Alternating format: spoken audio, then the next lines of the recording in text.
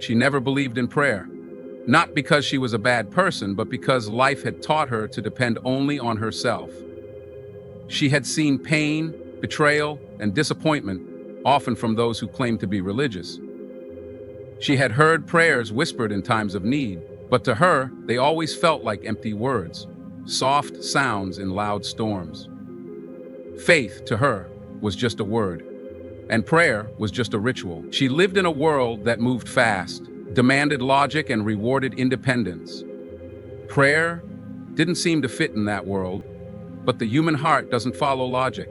And her heart, though shielded, strong, and guarded, carried questions. Quiet ones, painful ones. Questions she would never say out loud. Why do I feel so empty even when everything looks fine on the outside? Why does peace feel so far away? Why does the silence at night feel heavier than noise? She buried those questions under smiles, deadlines, distractions, and achievements. But the questions didn't die, they just grew quieter, waiting. Then came one night. She didn't plan it, she wasn't looking for God, but the silence was different that night. She sat in her room, phone in hand, staring at the ceiling, and for reasons she couldn't explain, a single tear slipped down her cheek. No tragedy had happened that day, no loss, just a sudden weight in her chest. A strange mix of longing, sadness, and hope. And without thinking, she whispered, "God, if you're really there, can you hear me?" It wasn't a planned prayer. It wasn't even a sentence of belief. It was raw, real, vulnerable. And somehow, something answered. Not with words, not with a miracle, but with stillness. Deep, calm stillness that washed over her like warm rain. She sat there, stunned, not understanding what was happening. All she knew was that the emptiness that had always haunted her suddenly loosened its grip. Her heartbeat slowed, her breath deepened. She cried, not from sadness, but from something she couldn't name. And for the first time in her life, she felt seen. That one moment changed everything. She didn't convert overnight. She didn't suddenly become someone who knew everything about God. But she started searching. She started reading. And one night she found a verse in the Quran. "When my servant asks about me, indeed I am near. I respond to the call of the caller when they call upon me." Her hands trembled. That was what she had done. She had called, not with fancy words, but with a tired, aching heart. And Allah had responded. That verse didn't scare her, it didn't judge her, it embraced her. It explained everything she had felt. Slowly she began learning how to pray, how to make wudu, how to stand, how to bow. But for her, prayer would never be just movements or memorized phrases. It was the bridge that had found her in her silence, the rope that had pulled her from darkness. Now, every time she stands in prayer, she remembers that night. She remembers that one sentence whispered into the air and the peace that followed. She used to think prayer was for the perfect. Now she knows it's for the broken, for the lost, for anyone whose heart still longs for something more. And in that truth, she found her peace. Not because her life became perfect, but because she no longer walks through it alone. She used to view prayer as a duty for others, something done by the overly religious or the desperate. She never hated prayer, she just never believed it was for her. Growing up, she saw people pray, but returned to the same toxic habits and broken relationships. It looked like a show, not something real. Her life, on the outside, was successful. She had goals, achievements, a social circle, but when the lights went out and the noise of the world faded, she was left with a familiar ache, a deep, persistent emptiness that success couldn't fill. She tried everything else: long walks, self-help books, music, even therapy. But nothing lasted. There was always something missing, something unexplainable. One night, overwhelmed by a wave of sadness she couldn't trace, she found herself whispering a sentence she hadn't said in years. "God, are you there?" It came from nowhere, and yet it came from everything. There were no candles, no dramatic tears, no setting the scene. just a quiet voice in the darkness, reaching out. She didn't even know what she was asking for. All she knew was that she needed to say it. In that moment, her heart didn't want logic. It wanted comfort. It wanted to be heard. And what followed next stunned her. She didn't see anything or hear anything, but she felt it. A stillness, a quiet warmth inside her chest, a calm that didn't come from the outside. She sat still, not moving, as if the silence itself was sacred. For the first time in her life, she felt like someone was listening. Not judging, not interrupting, just listening. That moment planted a seed. The next day, she searched online, what does Islam say about talking to God? And there she discovered the concept of dua, the Islamic understanding of personal prayer. Not a ritual, not a performance, just an honest talk with Allah. She read the verse that said, "Call upon me, I will respond to you." And she cried. That night had been real. That connection was real. And it didn't require perfection, just sincerity. From that night on, her view of prayer changed forever. It was no longer a ritual she watched from the sidelines. It became a lifeline, a place she could return to, no matter how far she strayed. She began reading more about Islam, not with the intention of becoming religious, but out of curiosity sparked by that one peaceful moment. She wanted to understand why that night felt different, why her simple whisper had brought so much comfort. The more she read, the more she was drawn to the idea that prayer in Islam wasn't just a set of physical actions. It was a conversation, a quiet surrender, a soul speaking directly to its creator.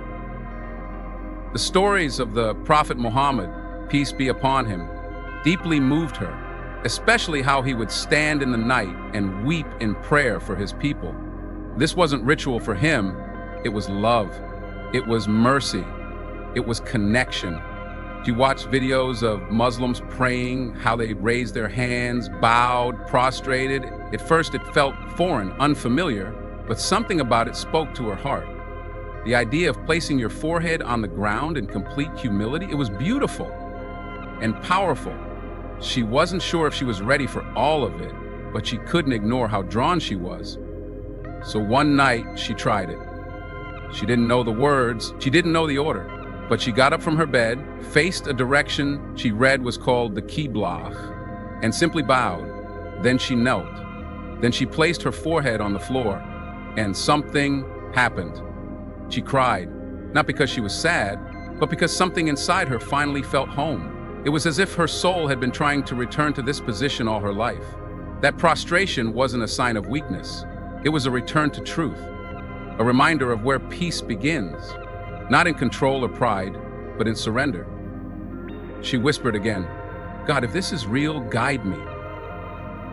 She didn't need signs anymore. Her heart was already responding. That night, she didn't just learn about prayer, she lived it. She understood that prayer wasn't something you perform, it was something you feel. And she knew she wanted more of it. Not because someone told her to, but because her soul had finally tasted what it had been searching for all along. She began to learn that prayer in Islam wasn't a burden, it was a gift. A moment where the noise of the world faded and the soul had its chance to speak. She started waking up before sunrise, curious about the prayer Muslims called Fajr. It amazed her that millions around the world got out of bed in the quietest part of the night just to stand in front of their Creator. She found herself craving that stillness, that discipline, that devotion. So one morning she got up early, made sure the room was clean, washed her hands, face and feet as she had read, and tried to follow the steps of Salah. Her Arabic was broken, her movements slow and unsure, but her heart was completely awake. In those few minutes of prayer, she felt more grounded than she had in years. It wasn't about saying the words perfectly, it was about showing up. She stood, bowed, and finally placed her forehead on the ground, whispering to God her fears, her confusion, and her hopes. It was humbling and freeing at the same time. For the first time, she wasn't asking for anything specific. She just wanted to be near the one who had always been near her. even when she had ignored him. That one act of prostration connected her to a chain of believers spanning centuries and continents. The more she prayed, the more she changed. Not outwardly at first, but inwardly. She found herself being more patient, more reflective, more thankful. She began to notice how prayer didn't just shape her schedule, it shaped her soul. It reminded her 5 times a day of who she was, why she was here, and who she could become. It wasn't always easy. Some days she struggled, but even on her hardest days, she never regretted standing in prayer. It became her anchor, her safe place, her reminder that no matter how chaotic life felt, there was always a place of peace waiting on the prayer mat. Prayer was no longer a concept, it had become her reality, softening her heart, steadying her steps, and awakening a faith she never thought she'd find. She was now living with a sense of purpose that felt unfamiliar yet deeply comforting. The prayers had not just become a routine, they were beginning to anchor her emotions, her time, and her direction in life. She used to feel lost in endless scrolls of social media, in the noise of people's opinions, and in the race of achievements. But now, 5 pauses in her day reminded her that life wasn't just about running, it was about remembering where she came from, remembering where she's going, and remembering the one who never left her, even when she didn't believe in him. Each time she raised her hands to say Allahu Akbar, she felt like she was lifting the weight off her chest and placing it before her Creator. The struggles didn't vanish. Life still brought its challenges, bad news, silent nights, restless thoughts. But the way she faced those challenges was no longer the same. She started facing them with prayer, not as a last resort, but as her first response. She noticed how Sujood, the moment her head touched the ground, became her most peaceful position in the world. It wasn't escape, it was surrender. And in that surrender, there was strength. She realized that prayer wasn't just about asking for things. It was about becoming someone more patient, more grateful, more humble. Someone who sees life not as random, but as deeply purposeful. She found herself crying more often, not from sadness, but from connection. The Quran's verses felt personal, like divine whispers meant just for her. Every Ar-Rahman reminded her of mercy. Every As-Sabur reminded her to be patient. She began to understand that prayer wasn't about being perfect in front of God. It was about being real, honest, broken even. Because the one she prayed to wasn't distant. He was close, closer than her own heartbeat. And so, prayer became her sanctuary, a space no one could take from her. A place where pain turned to peace and silence turned to strength. She had once asked, how do Muslims pray like this? Now she understood, because now she prayed like that too. Of course, here is number 5 in 400 words without headings. As time passed, prayer began to shape her identity in ways she hadn't imagined. She no longer saw herself as someone just trying to understand Islam. She now felt part of something greater, something timeless. When she heard the call to prayer, even if only on her phone or through a video, her heart responded. It felt like an invitation, not from people, but from God Himself. She started planning her day around Salah instead of squeezing it in between tasks. It wasn't about checking off an obligation. It became the highlight of her day. It was her meeting with the one who never judged her silence, who never rushed her tears, and who always listened. The world around her continued as usual. Busy streets, loud opinions, and endless distractions. But prayer gave her an inner calm no chaos could shake. She realized that Islam wasn't just a belief system, it was a way of living with presence and intention. Every movement in the prayer reminded her of something essential. Standing reminded her of her dignity. Bowing reminded her to stay humble. Prostrating reminded her where true strength lies, in submission to the most merciful. It wasn't just physical, it was deeply emotional and spiritual. She noticed how prayer was now helping her in relationships too. She was more forgiving, more patient with her family, and less reactive to stress. Even when life tested her, She found herself turning to her prayer mat instead of her phone. She wasn't perfect. She still had moments of doubt, moments when she missed a prayer, moments when she didn't feel connected. But those moments didn't defeat her anymore. They reminded her that she was on a journey, and journeys have ups and downs. What mattered was that she kept returning, kept whispering, kept trying. And slowly, her room transformed. Where once it had been filled with noise and distraction, it now had a quiet corner for prayer. A small place, but sacred. A place where her heart softened every day. She had once watched Muslims pray from a distance and wondered why they did it. Now, she didn't need to wonder. She knew.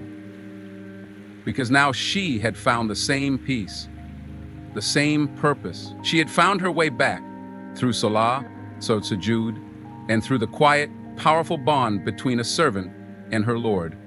In the end, what began as curiosity became conviction. A simple question, why do Muslims pray like this? Unfolded into a journey that touched her soul in ways she couldn't have imagined. It wasn't the rituals that changed her. It was what the rituals unlocked within her. With every prayer, she peeled away layers of doubt, anxiety, and distraction.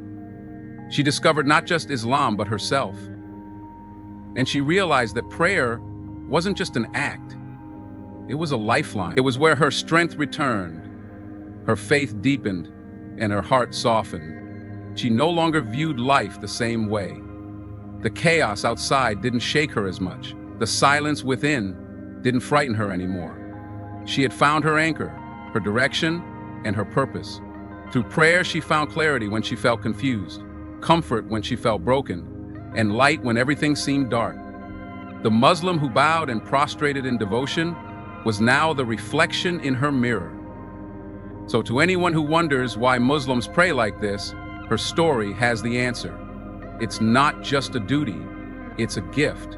A space where your heart can speak without judgment. A moment where you can break and heal in the same breath. A path that leads not only to God, but also to the best version of yourself. Thank you for being part of this story. May your heart also find the peace it's searching for. May you pause, reflect, and perhaps one day, feel the power of Sujood for yourself. And if you already do, may you never take that moment of closeness for granted. Keep walking, keep praying, because in that connection, you'll always find home.